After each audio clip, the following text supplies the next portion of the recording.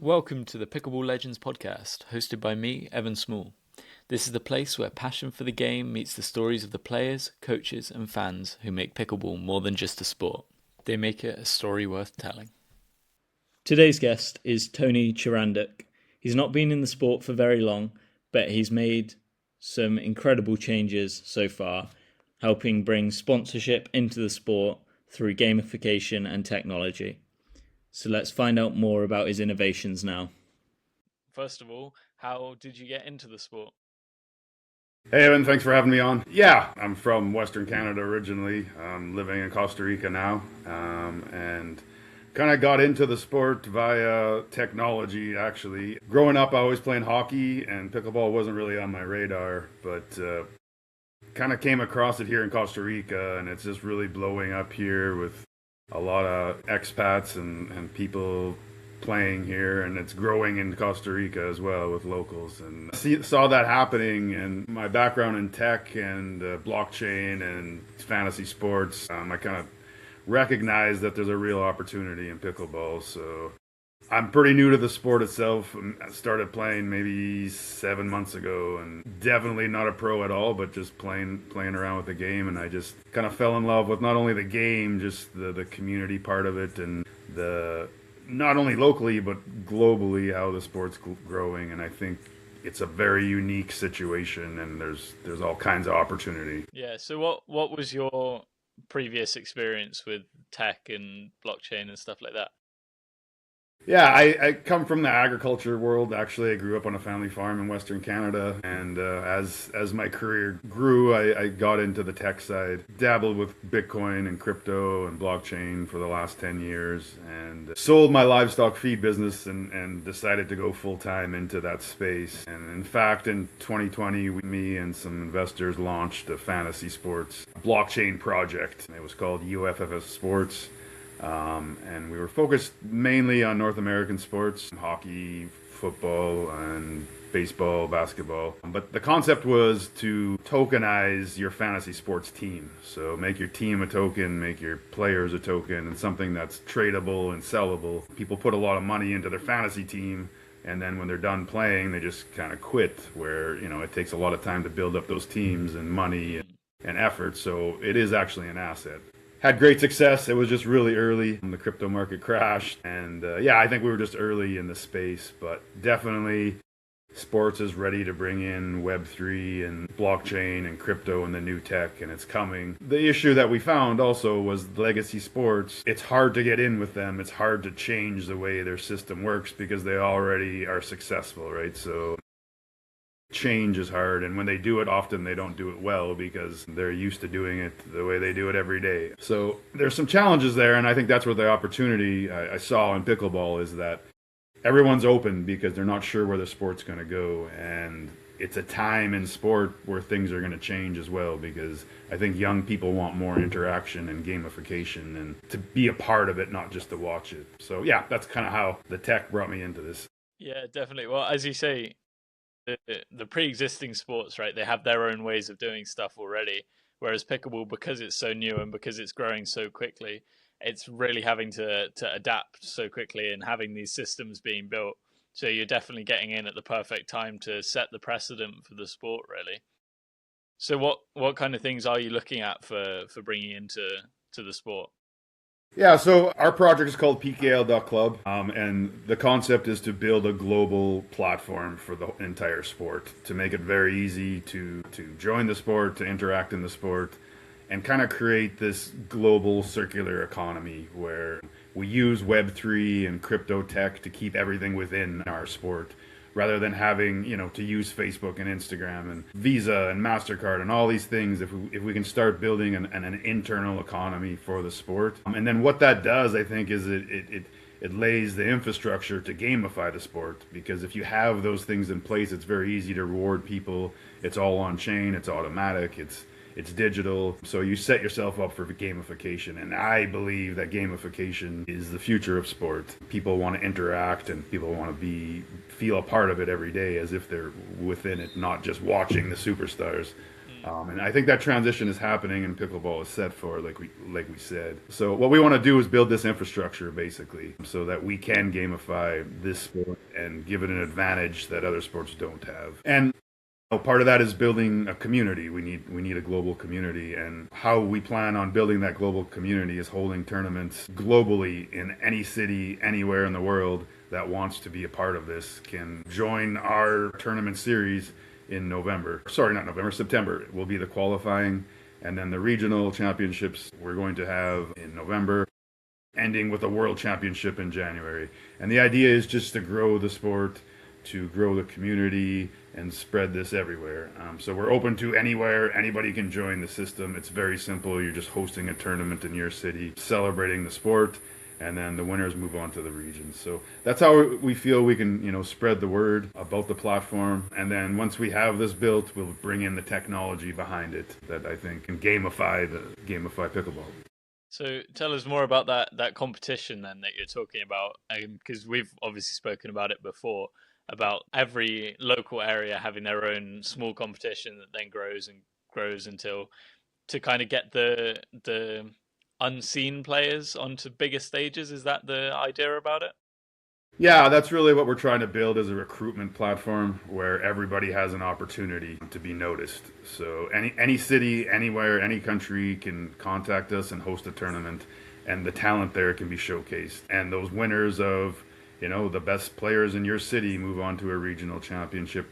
And then ultimately, we want to have a city championship, a state, province championship, a country, and a world championship. So those are the steps to just find the talent all around the world, and then feed that talent and give them opportunities in all the leagues that are around the world and all the leagues that are coming, because it is very US focused now, but I mean, you can see the growth in Asia and Australia and now in Europe. And so yeah, we just want to find the talent to bring into those leagues and tours. So that's Something somebody said to me once was, because pickleball is so new, future best player in the world is probably sat flipping burgers in McDonald's at the moment, right? Because they've not heard of pickleball. Whereas you take something like running and it's already established. Everybody has tried running once in their lives and right. decided whether it's for them or not. But pickleball is trying to get onto people's radar and getting them knowing about it. Are there any other ways that you're looking at trying to get people to know about the sport as opposed to just getting them into the competitions? Yeah, I mean, I think that's what we're doing with the infrastructure that we're building, is trying to attract people to it. And if we can make it, the pathways easy, and that's what we call it, it's the PKL Pathway Series, to being successful from a local town, a small town, to knowing that it can be easy to be a pro, or to be a semi-pro, or to own a business. That's the other part of our platform. We don't intend it just to be for players. It's for how to start a business within pickleball, how to start a facility, and have the whole industry supporting you, because we have this community that we can communicate and talk about things that worked and didn't work, and really trying to grow the sport that way. It's very interesting because I think the growth can happen so fast because it does appeal to older people, to younger people, to competitive people. So our market is huge in pickleball, and bringing this gamification to it where it means something to me no matter who I play or how good I am. It's just part of it. It's my hobby. It's my community. It's part of what I do. It's not just about trying to be a pro. So, and I think gamification can do that. One of the cool things we want to bring in first with the gamification is a simple token system. And that token system will have, the first thing we're going to bring out is a prize pool. A prize pool system where if you and I are playing, we can take our tokens, we can put them in a prize pool, and then the winner automatically wins those tokens. So just really making it easy to do those types of things, but that is an easy gamification that makes every game fun, right? Because we're wagering or playing for these tokens. Yeah, you're playing for something rather than just a rating, for example. Yes, exactly. So, and there's a whole bunch of cool gamification things that we have coming, but I just think it keeps attention on the sport all the time. Definitely. And as you were saying, it's such a huge demographic in the sport, right? You've got all the way to 80, 90-year-olds playing, all the way down to 7, 8-year-olds playing. That younger demographic is where it's struggling currently and is only just growing, at least certainly in the UK for us. I don't know what it's like for you over there. Yeah, and I think that's where the opportunity is to really leapfrog the sport ahead, because I think we can capture these young people because it is interactive. They can play it. And if we can gamify it, it's really going to be something that they can relate to. And other sports don't have that, right? And I think a lot of sports are losing attention because young people don't want to sit and watch a 3 hour baseball game or even a 3 hour American football game. I watch sports with younger people, especially American football, and I don't know if you guys know about this, but like in the NFL, they have the red zone, which is literally just the highlights of all the games that are going on one after another. Not the highlights, actually, the live events. So if something exciting is happening, they switch from game to game. And that's what young people want to watch. They don't want to. They just want to see the fun stuff. So Yeah. if we're going to grow the sport, we have to cater to them, and that's not going to change. And I think gamification is a better way to do it than gambling. And straight gambling is how other sports are trying to do that. I mean, you can bet on anything now, and I don't know if that's really the good future. I think achieving things makes more sense, and that's what sports was always about, not risking your Yeah. money. So yeah. Well, yeah, as you say, I mean, spectators are the thing that's currently lacking from pickleball because everybody wants to play it, right? If you're watching the game, then you're just waiting to play. There's no spectator market at the moment. So growing that via the gamification, it would work. And as you say, the gambling, it's not the greatest look for the sport, especially when it's that community bringing people together. It's not the gambling attitude. Right. It's the fun The aspect, fun. right? Yes. Doing it for Yeah. fun. Yeah, and we all do it for fun because we love it, right? I see that everywhere. You can go to any pickleball facility and everyone's smiling and everyone's having fun. And I think we can also feed off that as, their events. There's something for family to come to. There's more to it than just a pickleball, and that's exciting. And I think there's opportunity on the corporate business side to do more where we connect with, big players in business can connect via pickleball in a very unassuming and comfortable way. There's so many opportunities, to be honest. But Yeah, definitely. So, where do you think, in terms of the growth of the sport, where do you really see the sport in the next 10 years? well, I mean, I have this vision of gamification, but I do see the sport being incredibly global. You can see how it's growing, and it's crazy because even it's governments behind wanting to grow the sport, and some of that has to do with health because pickleball brings physical health to people that maybe wouldn't play sports, and it also brings mental health because of that interaction and challenging yourself and the hand-eye coordination, all those things. So I see it just growing globally, and the people that are in the sport now, I know, my time in here has only been a year, but I see a lot of people struggling and not making the money they want and trying to find a way to pay the bills. But that's what happens when you're a pioneer, and everyone that's involved now doesn't realize how much of a pioneer they are in this. And if you stick with it now, you're very early in this game. And I hear all the rumors that it's a fad and it's going to go away and all this, but it's so entrenched now. It's not like that. So I see it being very global and really bringing community back to sport. And it is very U.S. focused right now, but I do believe that technology and things like gamification will just make it even more global. And I kind of liken it. My vision is what I see in esports, the way it just blew up and it's so big. And it's because there's interaction. It's because people can relate with the people that they're watching playing the video game because they play it themselves, right? And I think that the connection to the people, esports has a huge community. I mean, it's all about community, and their events are so massive, and there's so much money in it. It's crazy. Most people don't understand how much it's grown. So I think we can do something like that with pickleball by bringing that gamification and interaction. But it's real life. You actually go out and do it, and you actually Yeah, physically more move healthy. around, and you actually physically talk to people. So it can be a combination of those two things, the Yeah, old legacy sports and esports. So that's kind of how I see it, and I think we can do that for sure. yeah. Well, something that we've spoken about before, I think on the podcast, is how pickleball hasn't quite found its niche yet. right? You've got other sports. You've got tennis, which is, high end sport. You've got ice hockey, which is the more aggressive sport. And all of these different sports, because they've been around for so long, they know what they're good at. They know what to Yes. stick to. Pickleball's main thing at the moment is that community, right? And while you do want players going off onto the main stage, the big stages, you're going to get pro players, etc. At the end of the day, it's the grassroots level that's really the main demographic for the sport. Agree. I think, yeah, for sure. And that's the Yeah, strength of it. So we need to keep it that way, right? And keep that grassroots feel and not get caught up. The stars are great, but that's not what it's all about. And I think because pickleball is becoming so massive that we can just start this new way of doing sports because the adoption is growing so fast and people just enjoy it so much. So the more joy we can bring, the more that can happen within it. yeah.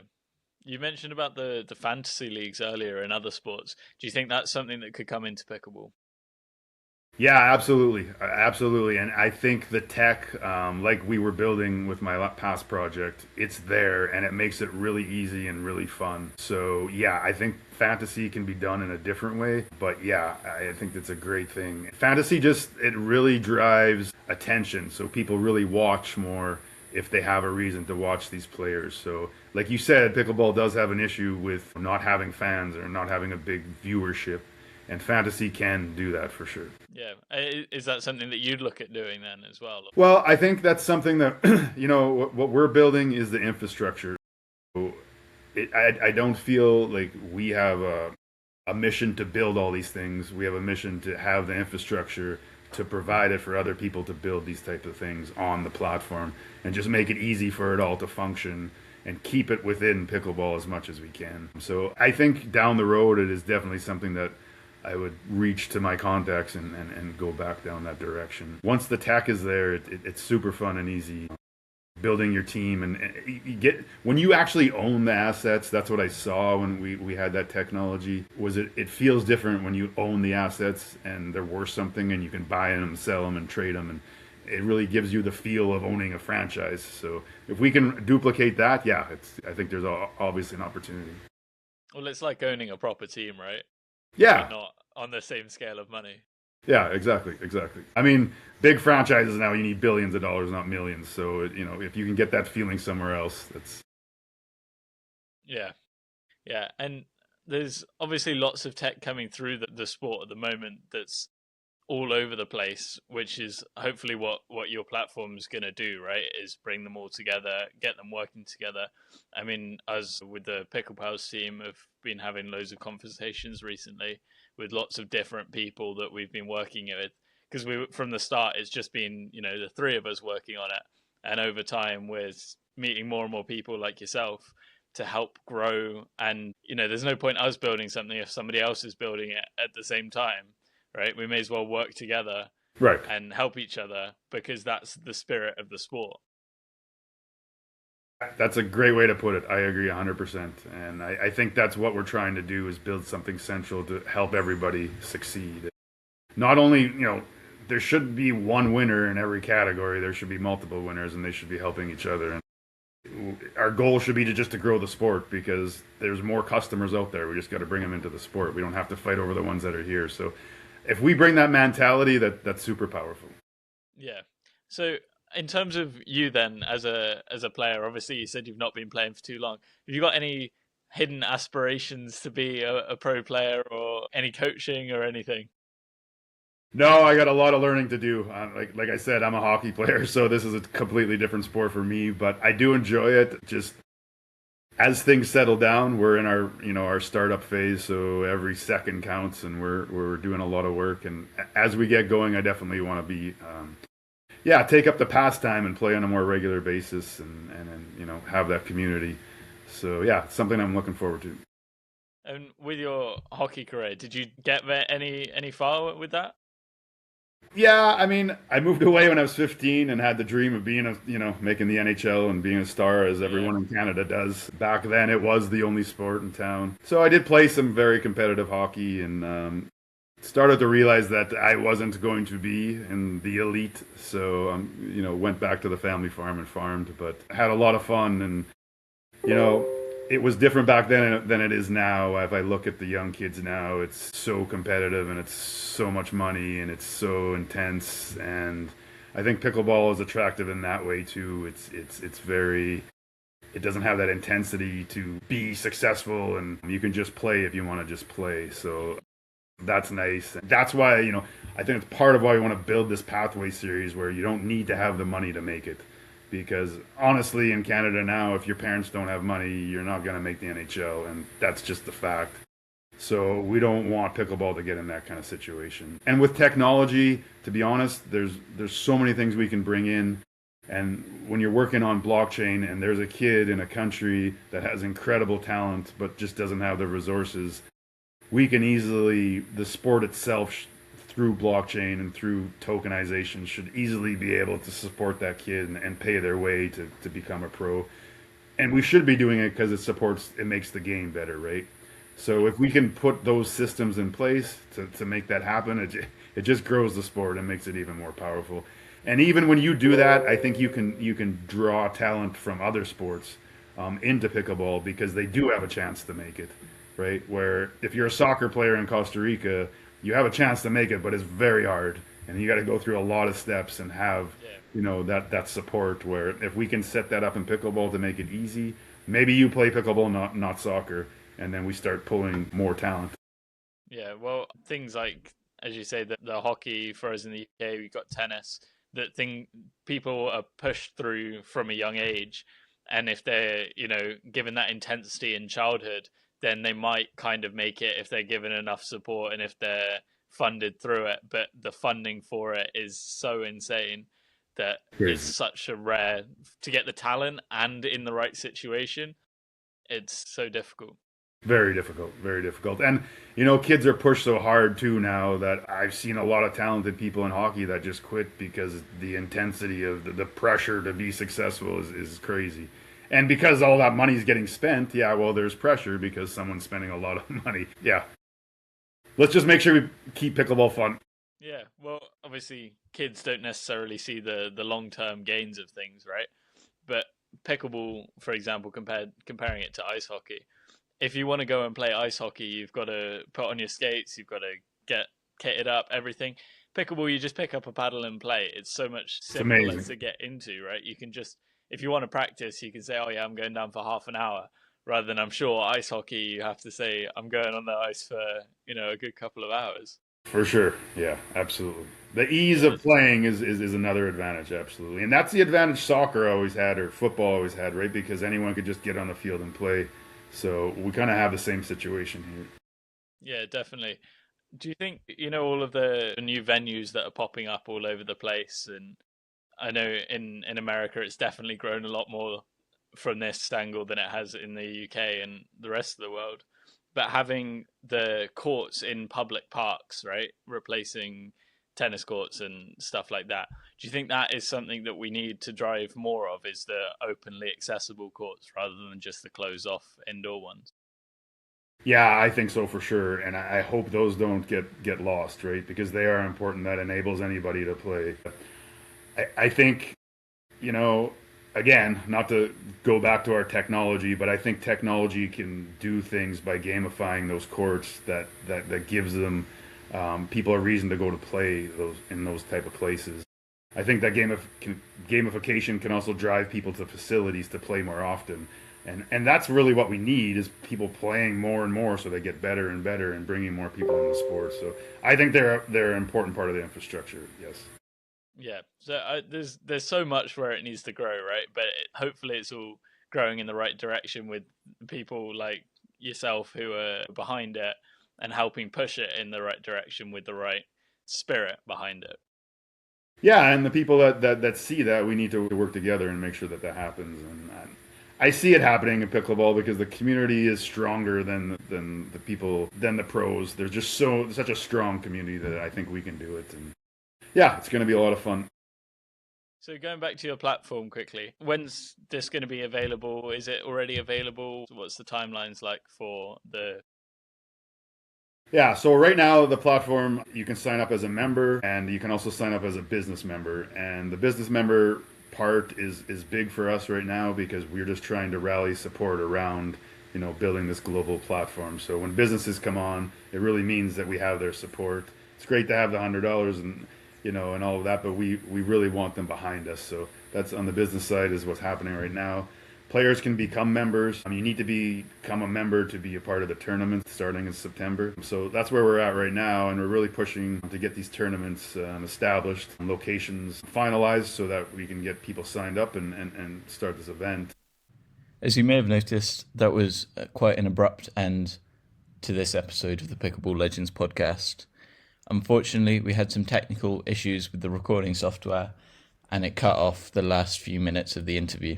But I'm sure we'll have Tony on again in future, possibly once he's run his events, so that we can see his plans in action. Again, apologies for the abrupt end. These things happen, and thank you for watching the Pickleball Legends podcast. If you enjoyed it, don't forget to like, follow, and subscribe.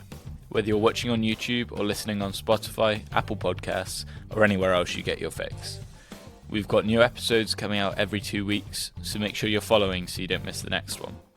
Thanks for tuning in, and as always, keep dinking, keep smiling, and stay legendary.